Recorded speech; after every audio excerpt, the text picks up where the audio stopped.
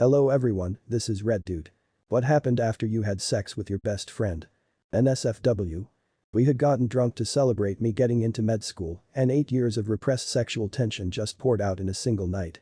The next 3 days, we were both in a panic daze.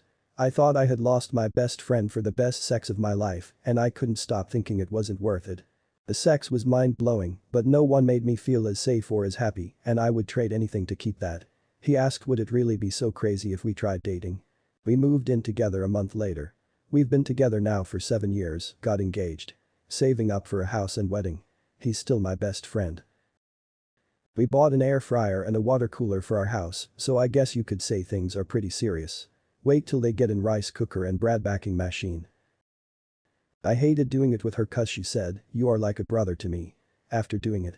I once had a girl tell me this before anything happened. I said, well, I guess that means we're never sleeping together.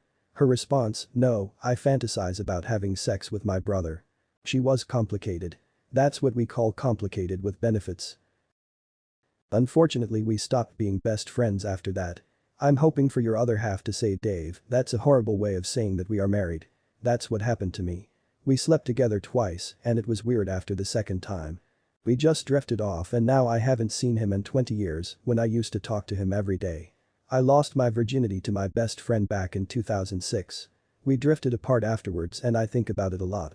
I don't necessarily regret the experience, but I regret losing my best friend. Her and I were absolutely inseparable and did just about everything together. I hope she's doing well. She doesn't have social media anymore, but I wish she did so I could talk to her again. Nothing. We're still best friends. Then again we've known each other for years and dated before we were friends. So we hooked up a few times here and there. We don't sleep together anymore. But, yeah, nothing changed. This is the only comment I've seen that's not either we're married or we're not friends. I think it's more common than the comments make it seems.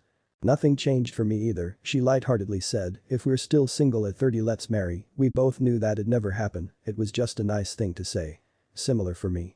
Hooked up with a longtime friend, she wanted to keep things platonic, so we did for a couple of years. Then she had a change of heart, so now we kiss and have sex sometimes. It's fun, and I think it built a lot of trust between us that we are both genuinely in the friendship, no matter what, no hard feelings if we keep things platonic, no expectations for sex or exclusivity. We just care about each other and are here for whatever comes. And sometimes we're what comes. Slept with my best friend. We dated for 2.5 years. Broke up amicably after we signed an apartment lease. Decided to still live together and see how it went. Transitioned back to best friendship no problem, lived together for 3 years.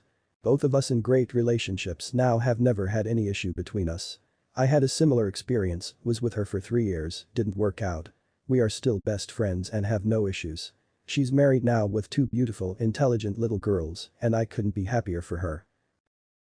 I'm 52F and have known my best friend, 54M, since I was 14 and he was 16. Every couple of years we'd get bored and sleep together because sex is fun. The last time was in 1993 and then I moved to Russia and he got married.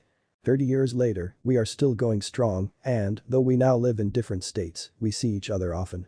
He just came to visit over Christmas and our kids are the age we were when we met. It's one of the best parts of my life and I wouldn't trade it for anything. I slept with my best friend a few times after we drank together and we're still close years later. If it weren't for her moving across the country I bet we'd still be best friends. It's weird that we were able to navigate that and stay completely platonic. It's not something that's brought up now that it's been over 10 years, but it wasn't weird for us at the time. She has a beautiful family and I couldn't be happier for her. Me and my best friend fucked one night drunk and then never talked about it again outside of one random acknowledgement a decade later. We knew each other for 13 years. I loved her before and sex was very nice. She started telling me she loved me and from a friendship plus it went to a full-grown relationship for me. When she fell in love with someone else it started to break me. Fought to keep her, which drove her away, fought more. Drove her away even more. We fought 3 times and it kind of broke both of us. Long after friendship crashed it turned out she didn't really love me, but tried to and just wanted to make me happy. I try my best to look to nature for my solutions, and a garden is a perfect example of life. Sometimes 2 plants grow so closely together that they block the sun for each other and only in becoming less entangled are then allowed to thrive. The fruit they'd bear would be subpar and even if it made the plants happy, a wise farmer would prune and pick them apart. Life isn't about growing with someone, it's about growing by yourself. Then when you've got your flowers ready, you look around and see who else is up to your level. Best friends for 7 years, and we both just went through really nasty breakups where we were cheated on. Ended up having sex when he came over at like 4 a.m. one night. We ended up sleeping together daily for weeks after that. I ended up pregnant, and to be honest, I was terrified. I wasn't sure if he'd be willing to stick around given the circumstances. Turns out he was excited, having a family was all he ever wanted. We didn't start dating immediately, I didn't want us to be together solely for the fact that we were having a baby. I wanted to make sure there was an actual connection there. In October, after months of basically living together, we made it official. Baby boy is due any day now, and we couldn't be any happier. Having him come over that night in June was the best decision I ever made. We briefly dated before becoming best friends. We broke up, didn't see each other for a month, and then started hanging out again. We are best friends now. We see each other all the time. We cook dinner together, we go out together on the weekends. Then we started having sex again. We see each other multiple times a week, and I've been living at his house for the last 10 days. I'm at work and he's doing my laundry right now. We tell each other that we love each other. Neither of us have been with another person since the day we met. We're just friends, though. We did a friends with benefits thing for about 3 years. Whenever we were both single, we'd hook up. She lived about 300 miles away. We used to sort of dance around the possibility of actually dating, even getting married, but we never pulled the trigger. The distance was too much, I think. We loved each other very much. Got to the point where whether it was platonic or romantic love was difficult to tell, and weirdly, neither of us was in a rush to figure it out. I guess we both had faith it would work itself out as it was supposed to. And it did. She met a great guy, dated him, and married him. I performed the ceremony. After it was over, at the reception, I gave her a hug and she kissed my cheek and smiled a little flirtatiously. We both knew it was the last time she'd give me that look and said, "Thanks for marrying me." It was one of the most purely loving, intimate moments of my life. We are still close. Not like before, but we still love each other deeply, and we always will. That love just has a more clearly defined label now, and it's a label we both respect and cherish. So yeah, it's not always a sad ending. Sometimes it's just a weird and beautiful intermission. She became clingy. Always around, when I ate, when I went to places with friends. 13 years and 3 kids later, I haven't been able to shake her.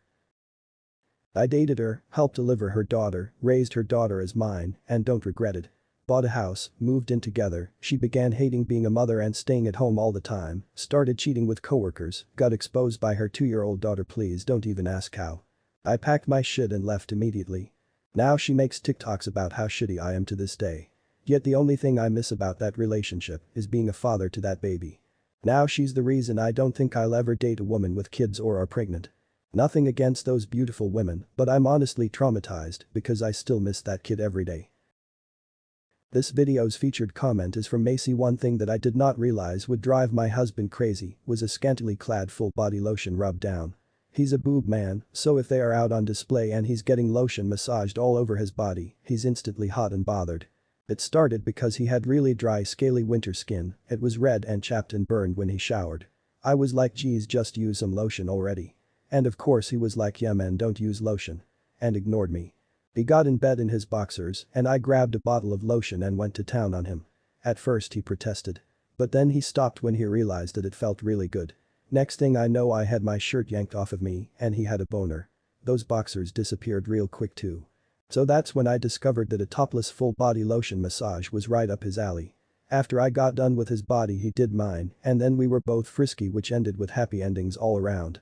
Now it's an every winter routine for sexy fun time, and because his skin never gets better unless I do something about it myself. Thank you for watching this video. If you liked it, consider checking out my other content.